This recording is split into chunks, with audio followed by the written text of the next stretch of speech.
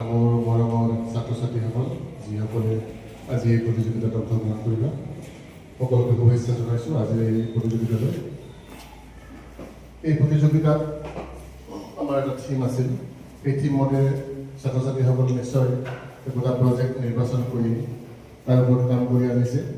তেওঁলোকে সময়ো বেছি পোৱা নাই আৰু থিমটো আছিল আণ্ডাৰষ্টেণ্ডিং এণ্ড ক্লাইমেট।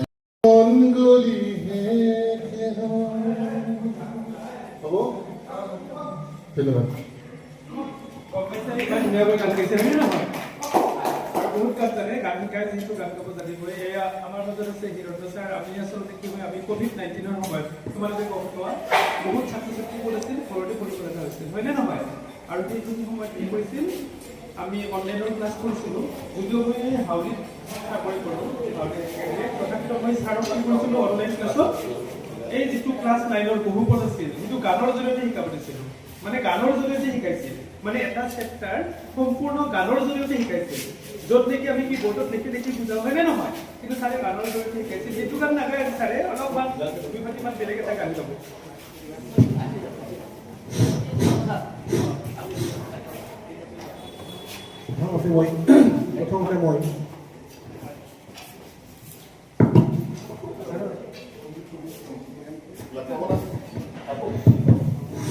প্ৰথমতে মই সকলোকে আজিৰ এই যিটো প্ৰদৰ্শনী তাৰ কাৰণে সকলোকে শুভেচ্ছা জনাইছোঁ। আৰু মই ছাৰৰ পিছৰ গলিখিনি মই সেইটো গানকে ছাৰৰ পিছৰ গলিখিনি গাইছোঁ। জিয়া জিয়া হপু ৰিঙা ৰিঙা তুমি মাথো দূৰণিৰে দুচকুৰে নিৰৱধিব উৰুঙাহিয়াতে দুখে কথা কয় জোনাকে চুৰি চালে নিচুকাই মোৰ হৃদয় তুমি নাই একোনা নিশায়ে মাথো বিনা জোন জ্বলিহে মন গলিহে এটি এটি ফল যে বুকু বিদাৰীৰ তুমি নাহিলে ৰাতি অনুপুৱা ভঙা কলি যাম ৰৈ ৰৈ বিনা জোন জ্বলিহে ধন্যবাদ।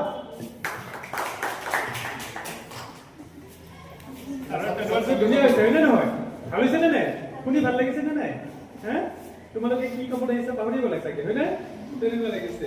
আচলতে কি হয়, আমি এনেকৈ আমি কিছুমান প্ৰশিক্ষণত সময় পালে, মই বিশেষকৈ গানো নাজানো, মই তেনেকৈ নাজানো, কিন্তু মই টিচাৰ আমাৰ বৰপেটা ডিষ্ট্ৰিক্টৰ মই বেলেগ ডিষ্ট্ৰিক্টৰে হ'লেও আমাৰ টিচাৰখিনিক চিনি পাওঁ, কোনে কোন বিষয়ত ভাল পায়, হয়নে নহয়? কোনে কি কৰি ভাল পায় আৰু মই সেই কামত লগাই দিওঁ। সেইটো কৰি মোৰ ভাল লাগে। আমাৰ বাইদেউ আছে, দেখা পাইছাসকলে, বাইদেউ ধুনীয়া ধুনীয়া কথা ক'ব পাৰে। তোমালোকক অলপমান ক'ব, অলপ যিহেতু আজি ছবিখন বাইদেউ পিছত ক'ব, এইটো অলপ এইখিনি সময়ত ক'ব আৰম্ভণি হোৱাৰ আগতে। আমি যিহেতু গোটেই কৰিছে, বাইদেউ বহি আছে, বাইদেউ অলপ ক'ব, শুনি ল'বা।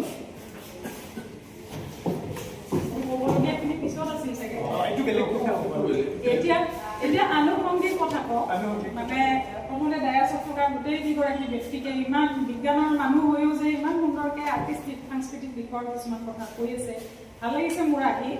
আৰু মই নিজে গান নাগালেও মই এইখিনি কথা ছাপোৰ্ট কৰোঁ যে কলা আৰু সাংস্কৃতিক মাধ্যমেৰে বিজ্ঞান শিকাটো বহুত সহজ হৈ উঠে।